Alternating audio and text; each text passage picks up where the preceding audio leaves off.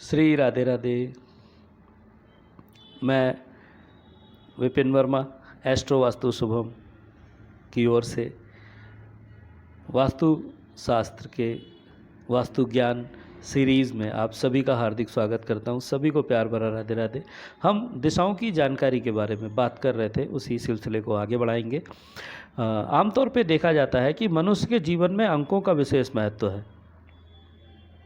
कितनी तारीख को पैदा हुए, किस तारीख में एडमिशन लिया, किस सन में हम पढ़ना शुरू किए, किस सन में हाई स्कूल किया, किस सन में 12th किया, वैसे ही यही बात दिशाओं के विषय में भी मानी जाती है। मनुष्य पर होने वाले अथवा हो रहे अच्छे बुरे प्रभाव को हम महसूस करते हैं, महसूस कर भी सकते हैं।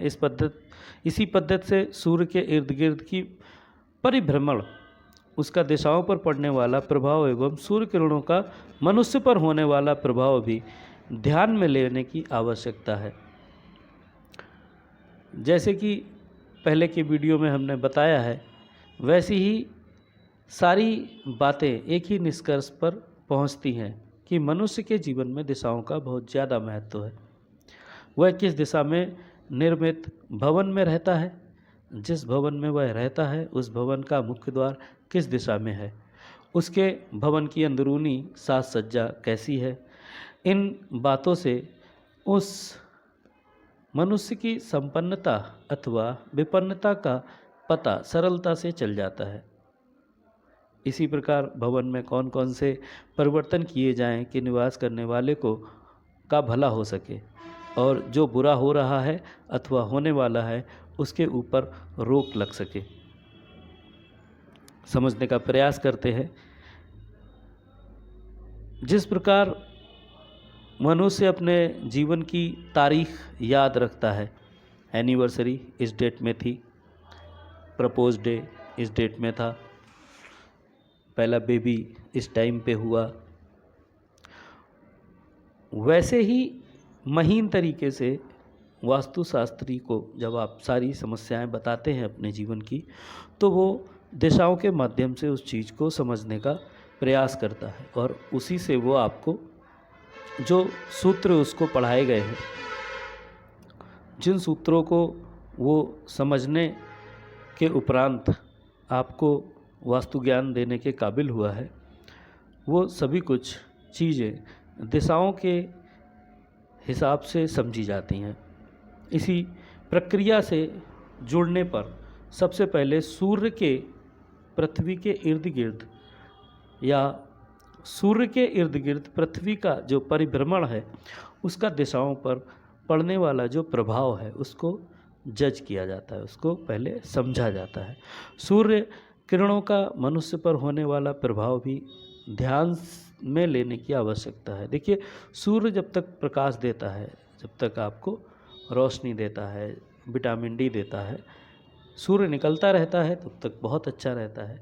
जिन क्षेत्रों में, पूरी पृथ्वी पर जिन क्षेत्रों पर सूर्य नहीं निकलता है, वहाँ पर बहुत भारी भारी जंगल हैं, बहुत ज़्यादा ठंडा और बर्फ़ है, जीवन नहीं है वहाँ, और है भी तो बहुत कष्टकारी जीवन है, या वो अभ्यस्त हो गए हैं उस तरीके के जीवन में रहने के लिए। वैसे तो जहाँ रहना ज़रूरी है वहाँ पर भी मनुष्य पहुँच गया है, जहाँ पे रहना ज़रूरी नहीं है मनुष्य वहाँ पर भी है। पर क्या ही कर सकते हैं, ये तो प्रक्रिया है। पर किसी भी चीज़ की प्रक्रिया को रोकना ठीक नहीं।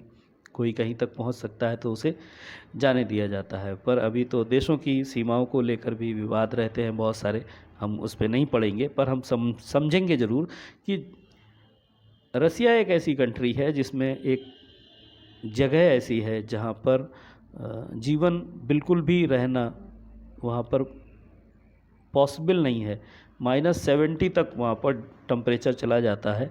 बर्फ़ की वजह से जो लाइट है वो 24 घंटे आती है वहाँ पर, और जो गाड़ियाँ हैं वो 24 घंटे स्टार्ट रहती हैं, उनको कभी बंद नहीं किया जाता। बंद कर देंगे तो डीजल या पेट्रोल जो है वो कहीं जम जाएगा या पुर्जे जम जाएंगे, ऐसा कुछ होगा कि स्टार्टिंग फिर से होना बहुत मुश्किल है। तो ऐसे में वहाँ पर गर्म पानी की सप्लाई हमेशा होती रहती है। तो अब वहाँ पर क्या है, सीमा है वहाँ पर, उस देश की सीमा है और सीमा के अंदर वो है, वहाँ पर हर प्रकार से कंट्रोल अपना होना चाहिए और चीज़ें वहाँ पर हो सकें अच्छे से। तो देश के बारे में यूट्यूब पे आप पढ़ सकते हैं। -70 डिग्री टेम्परेचर में भी वहाँ पर लोग अपनी व्यवस्थाओं को बरकरार रखे हुए हैं और इंडियन बहुत सारे यूट्यूबर्स वहाँ गए, वहाँ से उन्होंने लाइव रिकॉर्डिंग करके वीडियो बना के ला के हम लोगों को दिया। तो ऐसी जगह पर जहाँ पर -70 डिग्री टेम्परेचर चला जाता है, वहाँ 6 महीने से अधिक समय तक सूर्य नहीं निकलता है। और कुछ जगह ऐसे हैं जहाँ पर सूर्य छिप भी जाता है, चला भी जाता है, तब भी इतना उजाला रहता है कि कभी रात नहीं होती। कहीं 6 महीने रात होती है, कहीं 6 महीने दिन होता है। तो सूर्य से ही है सारा पावर। अब बहुत सारे लोग जानते हैं जो हॉलीवुड मूवी देखते हैं, वहाँ के कल्चर में क्या है, जब धूप निकलती है उतने दिन वो सूर्य के ऊर्जा प्राप्त करने के लिए समुद्र के किनारे कम कपड़ों में रहते हैं। उनका मजबूरी है ऐसे कपड़ों में रहना। तो दिशाओं की बात सूर्य से जुड़ी हुई थी, इसलिए इसको लिया। अब समझने वाली बात है कि दिशाओं की ही बात करना एक निष्कर्ष है। मनुष्य के जीवन में दिशाओं का बहुत ज़्यादा महत्व है। किस दिशा में निर्मित भवन में वह रहेगा, किस तरीके का वह जीवन जिएगा। अगर वो दूसरी दिशा के भवन में रहेगा तो उसका जीवन किसी और तरीके का हो जाएगा, किसी और ढर्रे पे चलने लगेगा। उसके भवन की अंदरूनी साज सज्जा कैसी है, इससे उसकी मानसिकता पर काफ़ी ये चीज़ें प्रभाव डालती हैं। इन बातों से उस मनुष्य की संपन्नता अथवा विपन्नता का पता भी चलता है कि वो ग्रोथ कर रहा है कि माइनस में जा रहा है। इसी प्रकार भवन में कौन कौन से परिवर्तन किए जाएं, ये एक वास्तु सलाहकार आपको बताता है और निवास करने वालों को का भला हो सके और बुरा होने से बचाया जा सके, इसके ऊपर कंट्रोल करना, दिशाओं को संयमित करके एक वास्तुशास्त्री करता है। पूर्व, पश्चिम, उत्तर और दक्षिण प्रमुख दिशाएं हैं। आग्नेय, नैऋत्य, वायव्य और ईशान, ये 4 विदिशाएं हैं। प्रत्येक दिशा और विदिशा के अपने खास गुण हैं, दोष हैं। इन गुणों को, दोषों को उपचार करके हम फल प्राप्त कर सकते हैं। गुण दोषों के अनुसार फल प्राप्त होते रहते हैं। इनकी बैलेंसिंग करना एक वास्तु कंसल्टेंट की खास प्रक्रिया है। प्रत्येक दिशा का एक स्वामी अथवा उसका देवता भी माना गया है। इन प्रभावों को ध्यान में रखकर किसी भी वास्तु का निर्माण करना वास्तु कंसल्टेंट का प्रमुख कार्य है। ये एक सुखद जीवन देने की प्रक्रिया है जिसे सभी को समझना चाहिए, या जो लोग मानते हैं वास्तुशास्त्र को, वास्तु को समझते हैं, जानते हैं, वो इसका अचूक लाभ ले सकते हैं। हम दिशाओं की जानकारी की बात कर रहे हैं, अभी हम अलग अलग दिशाओं के बारे में भी बात करेंगे। ऐसे ही रोचक तथ्यों के साथ एस्ट्रो वास्तु शुभम आपका स्वागत करता है अपने हर नए वीडियो में। चैनल को सब्सक्राइब करें, लाइक करें, वीडियो को शेयर करें। मैं विपिन वर्मा आप सभी का स्वागत करता ही रहूँगा निरंतर हर आने वाले नए वीडियो में। अगली मुलाकात हमारी होगी नए ब्लॉग में।